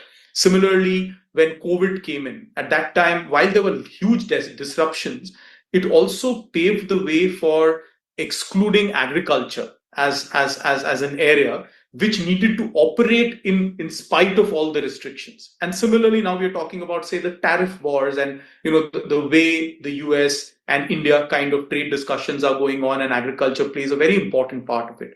But at the same time, the benefit to farmers and the problem that you're solving for them is still paramount. It is still on the top of the mind of the policymaker. So I think as startups who are working at scale, it's important to see how the work that we do, the problem that we solve, how does that align with the priorities of the policymakers? I think that's been one piece. And similarly, as we've seen more and more entrepreneurs coming in, we've seen similar kind of thought processes also building as they have gone about building businesses. And one of the aspects that I really believe, and that's where I've seen like 100% success rate with respect to startups, is that if you have a problem that you think is basic and you have the solution for that problem and you go about solving that in a focused manner, I have not seen startups fail, irrespective of whatever segment, whatever sector they have been in. The only kind of flip side I've seen is that when you start with a sort of a solution and try to find a problem to match that solution, and then a lot of money goes in, a lot of resources goes in, and that's where probably we've seen certain debacles happening. So to me, I think it's about identifying the problem and finding a way to solve that problem in a sustainable manner. Unit economics, operating leverage, we could talk about all those terms, but if you have the right problem that you've identified and you've gone about solving for that problem in a sustainable manner, that has really worked. To your point, I will come back to you, Ruchi, in a bit on the lines of how you see the funding cycles fluctuate and what to expect next year or this year, maybe that aspect. And with that, what are some of the factors when we take lessons from, let's say, governance lapses or maybe funding crunch? What are some of the lessons that founder takes? I will come back to you, Ruchi, on this point. But in the meantime, Ajit, with you, I want to discuss the IPO story of India. Uh, right now, every founder across sectors seems excited about IPO. We have seen successful IPOs happen in India. There are good growth stories of IPO in India, but on the same panel, we see not so successful IPOs taking place as well. I agree 100% that there are multiple macro factors that are not under control of a particular founder, but still, how do you look at the whole picture? Give us some contours of your understanding when you look at the IPO story of India, and how far do you think this trend will stay strong? So let me put it this way, Rishabh. So I think it's every founder's dream to go and ring the bell, right? That is the okay. So when you start up, the whole sexiness about starting up is about I have started this company, and I'm cool, etc., etc. You raise money and all those things happen. You're in media, whatever. But like you said right at the beginning, the past 10 years, the shift has been that can I actually ring that particular bell? And it has also happened that it cannot be done without profit. You can't be a loss-making company and go ring that particular bell. That has also changed. However, what is also happening is the pull and push between what is what is the market saying versus what the investors want. So, when we say a startup has gone public and it's a muted response in the public, it's not oversubscribed and things like that. That's basically because the investors have priced it at such a point, their book, that you're not leaving anything for the public to take in. People are not seeing anything more in that particular share price. People have to wait for more quarters to come where the company grows, and then they can see the growth. Otherwise, the existing investors have taken out money at the highest price possible, right? So I believe it's not it doesn't reflect the company per se. If I believe that if a company is going public, I think they're all fairly good. It is always a push and pull between the investment bankers, the investors, and where the market is and where they price the share. That is where the point of some shares are muted, some shares are oversubscribed, so on and so forth. But otherwise, I think we should all celebrate the fact that after 10, 15 years of the startup cycle, everybody is going public, because for the longest of time, at least during the times when I was begging for money, IPO was a distant dream. So you only look at who's going to buy you out, who's going to give you more money, who's going to be playing the musical chair, who's going to be holding the last chair, so on and so forth. So nobody was thinking about even an IPO at that time. So I'm so glad that IPO is becoming a natural exit point. So we shouldn't worry about how it's becoming it's a great story at IPO or not. That is immaterial, because IPO is not a destination; it's a milestone. You are continuing to run the company. You're continuing to make profits. You're continuing to build value for whoever is your shareholder. So it's just a milestone. But from a founder perspective, I think it's a big milestone per se. One should be very, very happy that they've gone and rung the bell. Yeah, circling back to your point, it's a dream. Yes. Wonderfully put. Ruchi, I'm coming back to you with my earlier point of funding and investments, because you have invested so many years in the ecosystem. How you must have seen the cycles of funding going up and down, the highs and the lows. Talk to us on those lines. We have seen the funding fell in a couple of last years. It wasn't as high as was expected, but in 2026, also in the last couple of weeks of 2025, we have seen big headlines of big fundings. That's a good sign of recovery. But what do you expect to see in 2026? We again can't hear you. Yeah, no, I was saying that I don't think there was, I mean, it's just, I think it's great for the news flow, that, okay, there is the funding has dried up and there is, a bear run or things like that. But I don't think in private space there was a dearth of capital. I think there was probably just a small pause, okay, because I mean, look at it. I mean, the first 10 years of the startup ecosystem coming together, maturing, I think we had to see it come to a sort of like a more, a stable stage. And I think that's what we saw, rather than, capital kind of becoming scarce. I mean, I would say it was just kind of like a slight re-engineering of capital access that happened.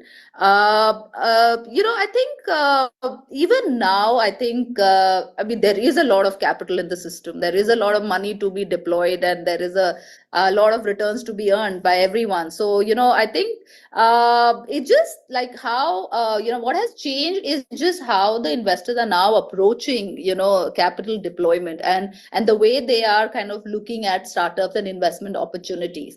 Earlier it was also, I mean, I would say very FOMO led, like, oh, suddenly hyper local is the thing. Oh, how do you find more opportunities like that? Or, so I think that has changed now. People are looking at fundamentals more. But good businesses are still getting funded. There is less noise about it. I think it was early days, so there was bound to be some noise about it. So yeah, there is still a lot of capital. I think it just the way it is getting deployed, the way the opportunities are getting picked up is shifting, and I think that's great for us. Uh, the one very good, I mean, we guys spoke about the IPO. I think that's very heartening, because for a long time this ecosystem did not really see exits, and now there has been a spate of public market listing and exits there, which has delivered really, really great returns for everyone. So I think that again brings back a lot of confidence into how we are doing as an economy and as a ecosystem. So those things will now define, I think, and you will see a lot more very good heavy deployment of capital. But like I said, fundamentals will play a big role. Domestic capital is opening up in a big way. I think that is great news for us. I think the reliance on foreign capital is not, maybe we're very, very heavily reliant on foreign capital for a very long time, but with domestic capital opening up, I think that is going to really change the game drastically. So I think all in all, I think everything is great. I don't think With you on these I points, because I agree that there is no dearth of capital, clearly, because we are sitting on huge heaps of dry powder, be it VC money, be it money with HNIs, family offices here and there. But with that, we need to have some strategy to channelize that better. So we will continue to see that movement in a couple of months or maybe years. That will take shape in some time. And also, I'm seeing an encouraging trend of successful entrepreneurs becoming investors, angel investors launching their own VC funds, backing early stage founders. That's another healthy trend that we see in India. Quickly coming to you, Gopal, if you can point out some areas where you think that the ecosystem needs to work, some challenges, some gaps that you observe. This is not restricted to your sector, but overall a view of the ecosystem. Yeah. So since very recently I started working with startup founders themselves, so I know the challenges what they face. Uh, uh, so if you talk about how a founder builds a company, right? There are multiple pieces involved into this. One is the founder himself and his own team and stuff, right? Another is the government policy, as Prasanna sir also pointed out, that government plays a very crucial role in there. The policies what you have, the processes what you have, right? So that is one piece which can be better, which can be built better. Coming to the startup founder part, so for founder broadly, the as Prasanna has suggested, finding the why, finding the problem, which is the right problem which should be solved, is the right attitude which a founder should develop. And this is where generally most of the founders lack, right? So this is where the role of a mentor or of a guiding light comes into picture. If someone can guide the founders how to identify the right problem in the market, all right, so that kind of a mentorship, that kind of a thing, of course it is already in process of building. A lot of founders, a lot of VCs, investors do provide such kind of a guidance, but that can be improved further. Second thing is, of course, the fund availability. So as Ruchimam suggested, funds are there for the people who are building in the right direction, who are doing good. But one thing which I feel can be improved further is possibly the investment in a long-term bet. All right. For an example, R&D, which we say in a simple term, R&D does not give you return in next 1 or 2 years. It might give you return in like 5 years, 10 years down the line. For OpenAI, right? So yesterday only I was in a meeting with OpenAI people. They started in I think 10 years back, right? And ChatGPT is 3-year-old product, right? So that was the thing. They people invested, trusted into them, and then the technology came out 5, 6, 7 years later after raising their investment and stuff, right? So that thing, I think India will take some time to reach there. Our generation, our founders will take some time to reach there. That is one thing which should evolve, which should be better. And then you can say the other support functions or support things which we can give to the founder, or which is the kind of ecosystem demand. All right. So I'll tell you one thing which I learned being in this journey is entrepreneurs tend to help each other. The more entrepreneurs helping each other, the more this ecosystem will grow, the better everyone will have things to develop on, things to collaborate on, things to work on, and then better output will come.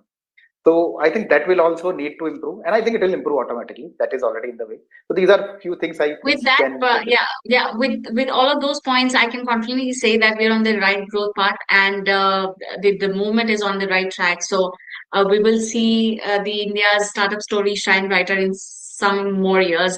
Prasanna, bringing you in the similar track of conversations, point out some areas that you think that holds the opportunity to work on. Also, from a policy standpoint, we see government being so encouraging, acting like a catalyst for the whole ecosystem, launching sector-specific funds.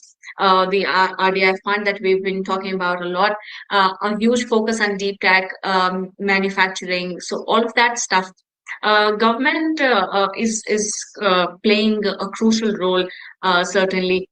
But with that, if you have any observation on that part, where do you see the scope of work? Do mention that, and also specific to your area, if you can give us some inputs as well. So, I think as an organization, as a startup, we've certainly benefited a lot from the tailwinds that have come in from the government and some of the priorities that have been set out. The whole piece around recognizing startups as the way forward for employment generation, for solving certain basic problems, and with that, the entire Startup India initiative, the whole focus around credit and investments to be offered to startups. As an organization, where we really benefited from was the whole focus around startups being able to access ECBs from foreign lenders, which really helped us in the initial years to get the right capital from right partners. And it is not about saying that the government is going to do everything. It's about some of these initiatives that brings in other people. The whole ability to convene is the real encouragement that any government or a policy initiative could do. The fact that we were able to access ECB funds from a foreign lender meant that there were other lenders who believed that if this one lender could believe in a company like Arya.ag, then we could also do the same thing. So the whole idea that we have seen over the last decade has been the whole point on initiating some of these points. These in themselves could be smaller, but the ability to convene other support, other resources has been immense, and that's where I think as startups, not only Arya.ag in what we have done, but also I'm sure other startups have really benefited from. And being in a sector like agriculture, where we work with smallholder farmers, we've seen that being extremely encouraging. For example, nobody ever thought of price risk insurance as a concept. I mean, it's very specific to our business. But if I were to go to somebody 10 years ago and talk to them about price risk insurance, they would just say that, this has never happened, it can never happen. But today we have insurance companies coming in and offering price risk insurance products. Now, it has happened because somebody believed that this is possible, and it gave us that little leeway to say, okay, let's try it. So I think it's about some of those initiatives that really are helpful in helping startups grow. I mean, I agree to this, and all the points that you mentioned is something that nobody on the panel would disagree.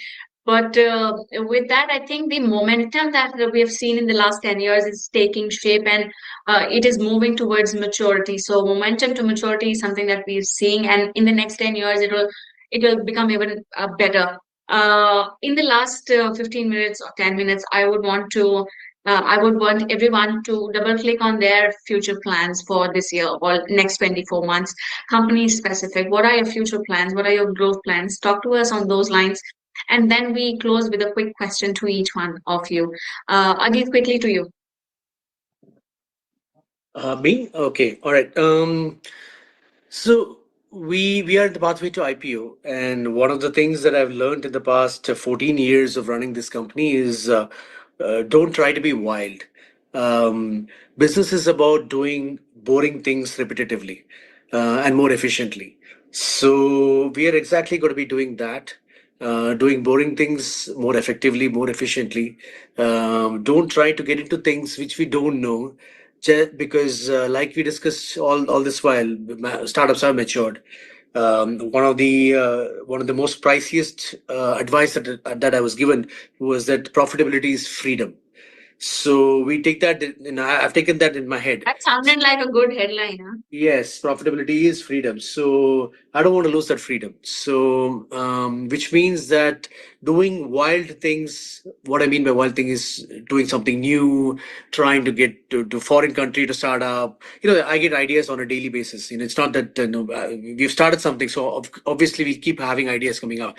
To say no to these things and to remember that profitability is freedom and to maintain that freedom is the mantra. So the next 12 to 24 months is to be boring, to remember that we have freedom, to remember that profitability is freedom, and get to IPO and make value for shareholders. That is going to be the mantra. Wonderful. We wish you all the very best. And this is the sentiment that I think Ruchi shares with you. This is the core sentiment of being serious, boring, but to make things work in the most efficient and most sustainable manner. Ruchi, your share on this point. What are your plans for next 24 months? Honestly, I think at the life stage at which I am, I want to remain as independent as possible. So freedom, the word that Ajit uses, actually something that's very close to my heart these days. So big plans, yeah. I mean, we are very early stage, really, honestly. I mean, it's a very, very difficult business. It's very cluttered. So lots to do. But honestly, I think I want to grow emotionally rather than anything else. That's the idea. Growth plans, of course, but like I said, the idea is to grow sustainably. The idea is to stay as long as possible independent, so But any that's concrete 1, 2 points that you can give us? we're looking at some international expansion very deeply, actually. So you would probably hear that maybe Wonderful, soon. wonderful. Your point, Gopal. We know that the big story, IPO story of Physics Wala, but apart from that, what are your focus areas, immediate focus areas for coming months? Yeah. So PW, we started with the hardcore JEE and NEET coaching exam preparation, right? We expanded to other competitive exams like UPSC, GATE, and so and so. All right. That was the core origination point. And then we expanded our business in both directions. You can say the forward extension, which is like after competitive exam, what does it come? What comes to the student after JEE and NEET is a college. So we are there opening our own colleges and opening our own skilling vertical and so and so. And then backward extension, which is like schooling, right? So like we are trying to solve this entire, build this entire ecosystem. So that is the plan. And major focus is going to be our building our offline capabilities more. Because education, we realized it, like we were fortunate enough to understand this mantra in the beginning, that education is education. Delivered by online or offline, these are just two different modes, right? So we focused on building omni-channel. Let's do both, whatever is required for the students. So that is going to be the focus. Yeah. Wonderful, wonderful. Prasanna, what is your to-do list look like? We are Especially with the fresh funding coming in, what are your plans? no, absolutely. I think this is a very important milestone in our journey towards going public. We want to be the profitable agri-tech, having gone public in the next about 15 to 18 months. So that's the journey that we are on. And the other thing that that we have very clearly etched in our minds is to see how do we take technology closer to the farm gate in an affordable manner, where farmers like Gopal was mentioning, we are at that stage. We are sort of trying to train farmers and farmer organizations on how to use mobile applications. So I'm sure we've covered some journey. The next 2 years are going to be very, very exciting, because imagine what can really happen when your OPEX can go down significantly just because you've been able to move transactions online onto a digital world. So I think that's how we look at our future over the next 2 years. Very interesting. We are left with just 5 final minutes. I want to give each 1 minute to talk to us on the lines of what looks exciting in the new year. Apart from the sector you're working in, what looks exciting? Or apart from that, you can give us your concluding remarks on what can be one big trend or one big shift that you are expected to observe in this year. This is something that I want to close with, and so that I can make list of four tangible takeaways from this discussion. This is something that I passionately follow when I do panel discussions. Starting with you, Ruchi. I think it's in front of us. AI. I think everyone kind of talking about it, and I think it. So what are the big things that will Anything to change? add? How? Any other trend that you look at that you expect to take place in this year? I don't know actually, to be honest. I mean, I think we've been so obsessed with AI, and we use a lot of AI in our business itself that we kind of just keep getting very enamored and by That 100%, that 100% makes sense to like all of us. how it is That's the kind big of story. seeping into all areas of our life. So I think education, I'm kind of really big on how education is going to change in India, honestly. That's something that has been a very close second subject of mine, as a sector. And I really want to see like the way but the whole sort of the K-12 format, or just the way IB schools have come up, and it's just all been very, again, not deep in that sense. So I'm kind of really waiting But to see. in my opinion, this particular sector remains very, very, very hard to disrupt. So I am also keenly looking forward to what disruption Yeah, can be brought in. yeah. Ajit, your point. Well, the way I would put it is that just be in India. India is the story. Other day I was talking to a few folks who had come from United States, NRIs basically. People are still, some of them are still vying for citizenship out there, green card out there, and so on and so forth. I believe I was in the US for 10 years, right? So having seen that country and having seen India, I think you do whatever you want. You're going to succeed as long as you do it with patience and perseverance. India is the place to be. We are in the golden era. It could be AI, it could be anything. AI doesn't need a country, so you can be in India as well. But there are so many problems in India that need to be solved. That just be in India, you're going to make money. So I would say people who are thinking about even going abroad, which by the way, I've noticed that the students are not anymore wanting to go abroad. They want to stay back. They want to start up. So these are all good news for India. So I think being in India is the new trend. Adding to that point, a lot of startups are now trying to come back and register their base in India. So that's another healthy trend that we're seeing. There you go. Gopal, your concluding point. Yeah, so as ma'am also suggested, AI is going to be there. We'll still see a lot of startups being built in the service segment because we have a huge demographic. So that will keep happening. One thing which wealth is going to increase because people are making so much of money. IPOs are there, so wealth management things will still keep going. One thing which I feel should happen using AI and which will shape the entire industry in India is the health industry. If you talk about the India demographics, health, education, and finance inclusion, that is the like core aspect. Finance is more or less sorted now with UPI, with financial inclusion, so much credit available. Education is more or less being sorted. We are doing, PW is doing something, other companies will do. Health is still very less accessible to the masses. With AI, possibly that can be solved. Some disruption will happen. So that's my Wonderful, assumption. wonderful. Prasanna, your concluding remarks in 1 minute. No, I think democratization of technology is one core bit that I really see impacting me and my business and also throughout. And the other bit, which I also see, which is again very specific to our business, is the changing role of women in agriculture. People have always looked at them as being part of labor.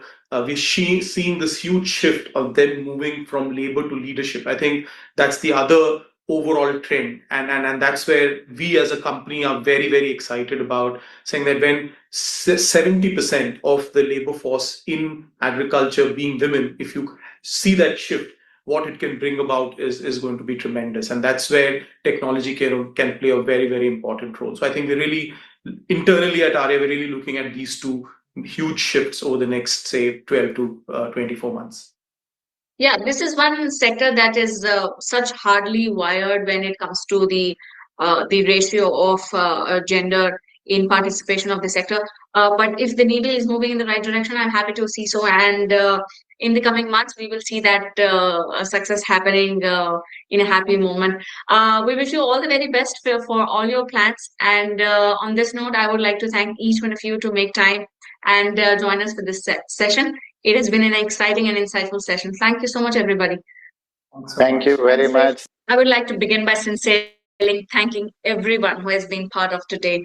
What really stayed with me, and I want to start by referring to what Ajit just said in the last panel, profitability is freedom. That one line captures the core sentiment of Indian startup ecosystem today. And to that, he added that doing an IPO remains a dream for every founder. It kind of struck a chord because it reflects where founders' minds truly are right now. In my opinion, founders today are far more disciplined, far more grounded, and far more focused. They are heads down building sustainably, leaving very little room for gaps or lapses. The fundamentals have clearly taken center stage. Everybody is talking about profitability, stronger unit economics, disciplined growth. There is a visible shift towards quality over quantity. And I believe this is a very healthy evolution for the ecosystem. Now, if we look at the numbers, they reinforce the story. India's startup ecosystem raised close to $11 billion in 2025. At the same time, investors wrote far fewer checks and became far more selective about where they chose to take risk. This selective approach was especially evident in deal making. According to a report, the number of startup funding fell to nearly 39% year on year.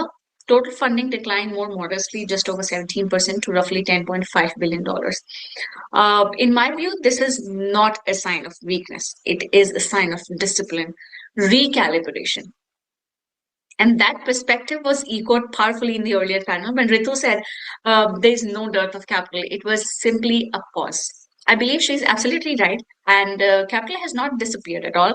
It has become patient, thoughtful, and far more intentional. She also spoke about her excitement around the innovative use of AI, especially at the intersection of solving deeply unique Indian problems. Mr. Kumar in the panel made another important, very pertinent point that stayed with me, spoke about a government's passion, openness, and almost an obsession to provide the right infrastructure, services, funds, policy support for startups. In my opinion, this cultural shift, the change in mindset across industries, institutions over the last 10 years has been one of the biggest enablers of India's startup story. And then in his keynote address, Sanjay Nair said that the India will not just be a place for budding startups, but a home for enduring enterprises. It beautifully summed up where we are headed.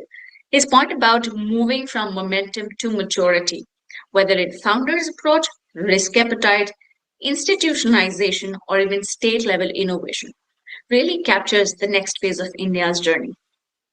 Now, we cannot ignore the broader global context. Geopolitical uncertainties continue to loom in different parts of the world and might have some impact on India as well. But despite that, I genuinely believe, and I say this with full confidence, this is the right time to build in India. We have a collective ambition of reaching 2047 as a developed nation, and that vision will be driven by startups and MSMEs at the very core, by entrepreneurs who are solving real problems, creating jobs, and building globally competitive businesses from India. Prime Minister Narendra Modi's emphasis on youth, innovation, and a dynamic startup ecosystem mirrors this perfectly. Over the last decade, he has repeatedly said that the Startup India has empowered countless youngsters to turn ideas into impactful ventures. Just recently, at the Viksit Bharat Young Leaders Dialogue, he urged India's youth to take ownership of the journey towards a developed India by 2047, praising their energy, creativity, commitment to change. He has also been very, very clear that India startups should not just innovate for domestic problems, but that India can lead the world in technologies like AI. I believe the next 11 months and 14 days will mark a period of strategic reset for the ecosystem after what has admittedly been a somewhat turbulent phase. And yet, what stands out most to me today is optimism across founders, investors, policymakers, leaders. There is confidence, clarity, and conviction. All in all, India looks like a very promising bet right now, resilient, ambitious, and ready to shine even brighter. My best wishes to the passionate, obsessed founders who are building solutions uniquely suited for India, leveraging technology at scale. I'm confident that the next 10 years will bring many more success stories from India in a very, very big way. With that, we come to an end of a long, enriching, and deeply insightful day today. I would like to thank each and every speaker for taking time to share their perspectives and insights, and all our viewers who stay tuned and engage with us throughout the day. Keep watching and keep reading Be the Blue Business World. Thank you so much.